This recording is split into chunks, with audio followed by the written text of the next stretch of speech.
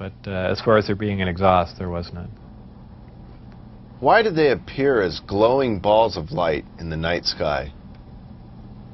Well, that's kind of the same reason why a neon light or a fluorescent light lights up. What you're dealing with is a high energy source in essentially a gas atmosphere, oxygen, nitrogen. And when you apply enough energy to a gas molecule, they emit photons, they emit light.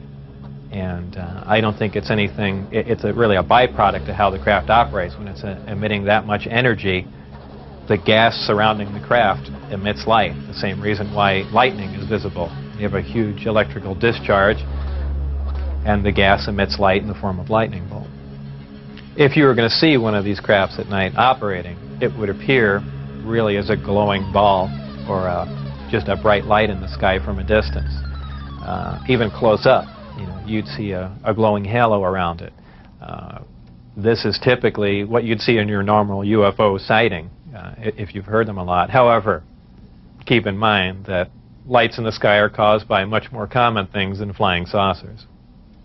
Tell us a little more about the aurora you witnessed taking off out of Area 51. When I was leaving the Area 51 facility heading down to S4, there was a tremendous roar, and I have described it as the sound like the sky was tearing. And I couldn't see out the windows of the bus. All I can see out was the very front. And as we came by, I asked Dennis, who was my supervisor and on the bus at that time, he said what that was. He said it was an Aurora, a high-altitude research plane. And it was a large craft, and the one glimpse I got of it was from the rear, and it had two huge square exhausts with vanes in them. And it was just, it sounded more like a rocket than a jet. I don't know. I even think he did mention that it was liquid methane powered, but there again, working on the disk technology, I really could care less what was rolling around at Area 51, but it did catch my eye. As a result of going public, have there been any attempts made on your life? One day when I was getting on Interstate 15, driving down Charleston Boulevard, a car came up alongside of me, and I thought he was just trying to race me to get on the freeway. This was after I had left the project. It was a white, boxy-looking car. Exactly what make and model, I don't know. But I accelerated to get on the freeway to go fast, and there was a gunshot, and the back of the car was hit, and I skidded off into the median. And I stopped, and I was frightened, and I just stood there because I thought the guy was going to be alongside of me and just shoot me. I had nothing to do. I was essentially paralyzed with fear, and I waited there, and then nothing else happened. And do I know it was a government agent trying to kill me? No. Could it have been a drive-by shooting? Maybe. So it was an attempt on my life, but by who specifically, I don't know. Though I was threatened before I had left, that they threatened my wife's life and my life, so I can only put two and two together and say that they were kind of pissed at me. In an earlier interview, you had mentioned that they had put a gun to your head. Tell us about that. That was after we were caught out when I had the test flight schedule, and I brought some friends out to show them the disc test. We got caught out there, and the following day I was debriefed down at Indian Springs Air Force Base. And I was in the room with the security guards that caught us, my supervisor and some other people, and some of the security personnel. They were essentially grilling me about security and, how could I possibly bring people out there, and I guess I wasn't as responsive as they would like, and they got in my face, and one of them pulled a sidearm out and, just pushed it against me. Have you maintained any contacts with your colleagues out at S4?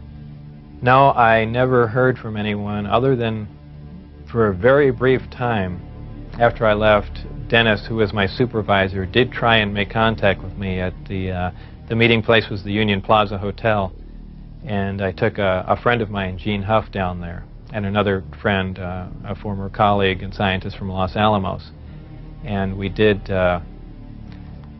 saw him, but I also did recognize some security personnel walking around there from S4, so whether or not it was a setup or what was going on or he was trying to talk to me, we never found out, and we left. It just was a real strange situation. I never heard from him since. As we enter the 21st century, how has your experience changed your beliefs?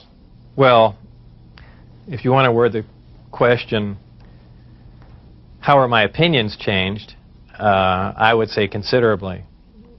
Before I was at S4, I was more or less one of the guys that thought, you know, all these government conspiracy and UFO buffs and things like that were complete lunatics. I even remember before I was involved there, a friend showed me a little newspaper clipping and said John Lear was giving a lecture who was touting that aliens from another world came to Earth and there's 70 different species. And I remember laughing on the phone that this guy had lost his mind. And I was also under the impression that, you know, boy, the government's all for the people and they, you know, they're out here to protect us and all that. You know, after the experiences I had there, everything is completely turned around. You know, the government is doing everything but looking out for us. I mean, the only thing they're looking out is for themselves. You know, obviously the ET craft do exist. Something had to build them, so there must be aliens. And since there are, and the craft are there must be some sort of factory and an entire civilization somewhere. And if in fact that is true, and it apparently is, then there must be others. Actual crafts and technology from another world. And that's probably the most important event in history. It kind of moved from science fiction into reality in my mind. And it really just, I guess, opened my eyes. The big thing is whether or not we can duplicate them. If we can understand what a device is or how something operates or what its physical makeup is, that's great. But if we can't duplicate it, it's useless to us. So there's really two phases to the project going on there. It's understanding what we're looking at, and then once we understand it, is can we duplicate it with earthly materials and earthly technology. And you know, unless we've got a handle on both of them, all that technology is useless to us. And if it turns out we can't do that, all we have is one single prized possession that we have to take care of, and that's it. After all that's been said and done, would you do this over again? What would you do differently? I would probably have played along for a longer time. I would like to have known a little bit more about the technology and probably kept quiet if I could have. And possibly never have said anything. I almost wish I had done that. You know, it's really only caused headaches and problems. But I believe if I was given the opportunity again to go back in time and redo it, I think I pretty much would have just shut up and gone along with the program.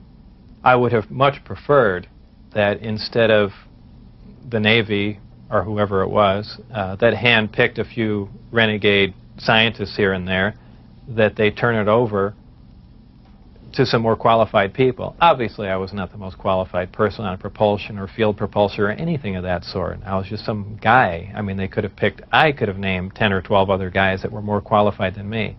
But, you know, if they turned it over to the scientific community and not just a couple guys here in the United States, I mean, you need a large group of people in a large lab to research what's going on there, not a little quiet installation. It's the security itself that prevents them from getting anywhere. I mean, they never do work hand in hand. You can't have a military mind. Science itself must communicate. You have to have a free exchange of ideas. That's how things progress. And when you clamp down on a security system like that, where you work in isolated groups and ideas cannot be exchanged, you don't get anywhere, and that's the problem they have. What does the future hold for Bob Lazar? Well, I'm not really involved in any of that stuff anymore. That's kind of put behind me. I have my own businesses that I work at, some computer graphics, some consultation, other technical jobs, radiation detectors, and a few other things like that. So really I just go about my life, and that's, you know, something that happened that was fantastic, and it's over, but it's kind of hard to shake it loose, but eventually I will, and that'll be that. I think all the surveillance and everything stopped. I don't think anyone's bothering to monitor me. I've said everything that I know. It's been all over the place, so it's kind of a done deal. As far as whether or not there are any craft out there, I believe, you know, they were out and gone in probably the late '89, early '90, and the only thing people see now out there are, you know, either flares or planes coming into land, but that's about it. Did you have an interest in flying saucers or science fiction in general as a child? I was never interested in flying saucers as a child. Science fiction, you know, I watched Star Trek, I guess, with everyone else back then, but for the most part, you know, I didn't even believe in flying saucers up until I was employed at S4.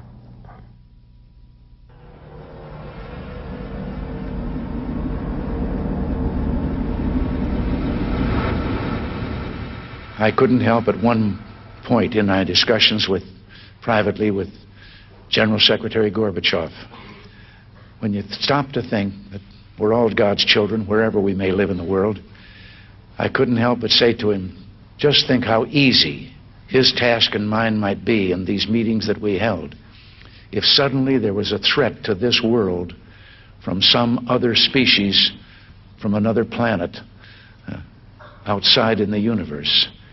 We'd forget all the little local differences that we have between our countries, and we would find out once and for all that we really are all human beings here on this earth together. Well, I don't suppose we can wait for some alien race to come down and threaten us, but I think that between us we can bring about that realization. Thank you all. God bless you all.